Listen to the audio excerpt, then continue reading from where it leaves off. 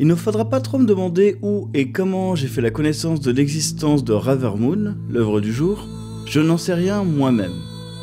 Mais rien que ça, c'est un miracle, car Soleil, son éditeur, a produit en 1994, soit 15 ans avant, ce qu'on pourrait appeler un banger. Oui, je parle bien de l'Enfeust, qui a régné sans partage sur la fantasy et la BD pendant des années et des années. Il a écrasé beaucoup de ceux qui ont essayé de se faire une place dans ce genre, et pourtant, malgré quelques pépites, la qualité ne suffisait pas. C'est vrai pour les œuvres d'éditeurs concurrents, mais aussi pour celles venant du même éditeur. Ravenmoon a plus ou moins réussi ça en arrivant après cette vague. Et aujourd'hui, j'ai décidé de revenir dessus. Commençons par le début. L'histoire se déroule dans un monde magique. Il y a des passifs entre les peuples concernant des sujets comme les croyances, les courants de magie, les enjeux militaires. Mais en plus des conflits passés, le présent rajoute aussi les siens. Nous sommes dans la cité des mages, Ilgard, dans ce qui ressemble à un congrès d'érudits.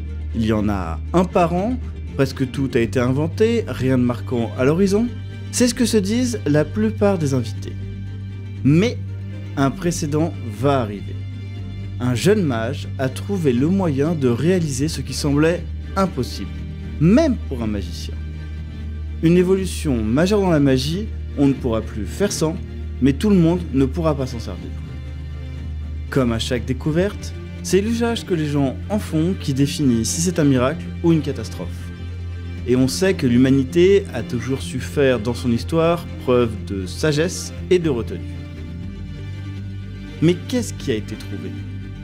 Eh bien tout simplement une façon de manipuler des brèches dans le temps.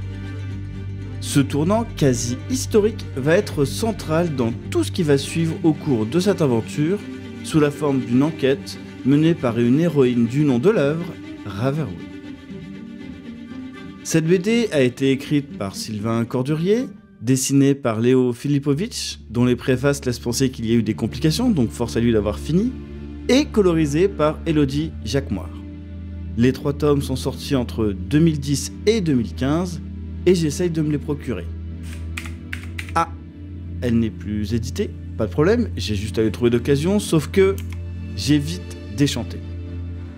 J'en parlerai un jour, mais la BD a des travers qui m'énervent, et les prix abusifs en font partie, surtout dans l'occasion. Que ce soit avec une série qui n'est plus éditée, tiens, d'ailleurs, Acriborea du même auteur est aussi concerné. Mais aussi les sacro-saintes premières éditions qui, soi-disant, justifieraient de tripler le prix d'une BD, même récente. Ayant dépensé mon PEL pour la lire, revenons sur Ravenmoon. J'en ai parlé plus tôt, mais on sent que Ravenmoon a une tonalité qui correspond visiblement à une envie de quitter l'image de l'Enfeust et du monde de Troie pour se tenter à une fantaisie plus sérieuse, froide et entre guillemets plus réaliste. Je suis peut-être un peu biaisé parce que l'auteur qui est derrière, Sylvain Cordurier, s'est fait connaître par une œuvre de science-fiction, Acriborea. Il a une approche où la limite entre fantasy et science-fiction est plus que floue, même si les deux genres ne sont pas des plus opposés. On débat sur les conséquences possibles, militaires, climatiques, que le contrôle partiel du temps pourrait créer. Est aussi question de la notion de vague d'évolution dans la recherche en magie, exactement comme une science ou une technologie. Un terme qui me semble approprié serait de parler de magie, voire de fantaisie dure. Chaque élément, chaque sort obéit à des règles, et on ne peut pas utiliser la magie n'importe où, n'importe comment, pour tout régler. Il n'y a donc pas de joker narratif, et c'est un aspect que j'apprécie. On retrouve aussi ce côté scientifique et réaliste dans l'approche de l'enquête. Elle est semblable à celle d'une police scientifique. On analyse des indices laissés sur les lieux du crime, on cherche à en comprendre la logique, et chaque élément aura son explication. Ce mix des genres est intéressant et donne un plaisir à la découverte et à la relecture. J'ai autant aimé mes 2 passages. Cette BD a un monde vaste, beaucoup de personnages avec leurs enjeux parfois même à l'encontre de leurs convictions. Chaque arc, chaque personnage va donner de l'épaisseur et de la nuance à l'œuvre. C'est une histoire presque uniquement avec des personnages secondaires qui ont dû à un moment ou à un autre se salir les mains. Tous pourraient avoir le rôle du méchant. S'en prendre au créateur d'une découverte trop facilement pervertie peut se défendre.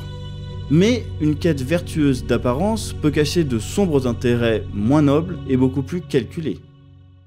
En parlant de défense, il va en falloir, et même beaucoup. Les manipulateurs du temps, le régent sont en danger, donc la ville est menacée. Le salut viendra, du moins c'est ce qu'on espère de Ravermon.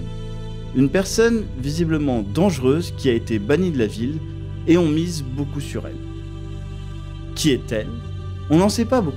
Certains sont de son côté, mais beaucoup la craignent et la détestent et souhaitent même sa mort. C'est un personnage mystérieux qui a des compétences polyvalentes en magie et en combat. Elle va enquêter, tenter de dénouer des conclusions beaucoup trop hâtives qui allaient dans le sens d'entretenir l'opposition notamment entre mages et religieux. Et c'est d'ailleurs sûrement ce que souhaitent les personnes qui sont derrière tout ça. Qui sera prêt à faire équipe, même avec son ennemi historique ? Cette œuvre, elle est intense, elle est rafraîchissante, on découvre un monde intrigant, intelligent et complexe.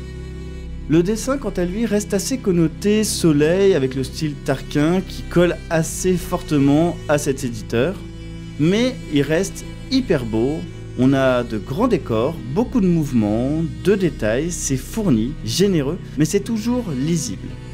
L'immersion est là, le découpage est propre et le rendu est dynamique. Il y a quelque chose plutôt rare, mais comme l'intrigue se déroule essentiellement dans une cité, le dessinateur, Filipović, pour rendre l'ensemble quand même grandiose, a choisi d'utiliser davantage la verticalité que la largeur. On peut en profiter pour en contempler le travail sur les décors et sur la composition des cadres en variant sur les différents niveaux des plans. Malgré tout ce que j'en ai dit, et bien que les qualités soient très nombreuses, j'ai tout de même eu quelques réticences. Qu'est-ce qu'il me manque ? Qu'est-ce qu'il manque à cette œuvre pour que je la conseille aveuglément ? Au niveau de l'histoire, la trame est solide, elle reste cohérente avec son propos, c'est même très bien pensé, on peut y trouver un genre de palindrome. Mais le troisième tome, pourtant en accord avec ça, m'a déçu. En grande partie par certaines motivations de personnages qui me semblent un peu floues, voire je dirais que les moyens ne justifient en tout cas d'apparence pas la fin. Une fois le tome 3 terminé, on a une impression de « vraiment ». Il a tout manigancé juste pour ça ? Oui, j'y ai vu un message, j'y ai vu une critique de la nature humaine, un sentiment d'impuissance, une notion fataliste que l'auteur a voulu nous transmettre. Quoi qu'on fasse, ça ne sera malheureusement que vain sur le long terme. Il n'est pas si dur que ça à trouver, il faut un tout petit peu décrypter, ça reste intéressant, mais il y a quand même ce petit goût d'amertume. C'est la seule chose que j'ai à lui reprocher, et pour certains, ça sera peut-être impardonnable, moi je pense pas. Elle n'est pas parfaite, et ce serait dommage de passer à côté. Mais pour ne pas passer à côté, revenons sur son accessibilité qui questionne, elle est difficile à trouver. Et si vraiment on les veut en physique, et c'est malheureusement ce que j'ai dû faire et je ne cautionne pas, c'est jouer le jeu des spéculateurs avec leur prix indécent. Cette BD, je l'ai payée cher. Je ne regrette pas de l'avoir fait, je conseille de la lire, mais je ne le conseille pas de l'acheter à n'importe quel prix. Je vous laisse faire votre propre opinion. Sur ce, à bientôt. La Bédonie.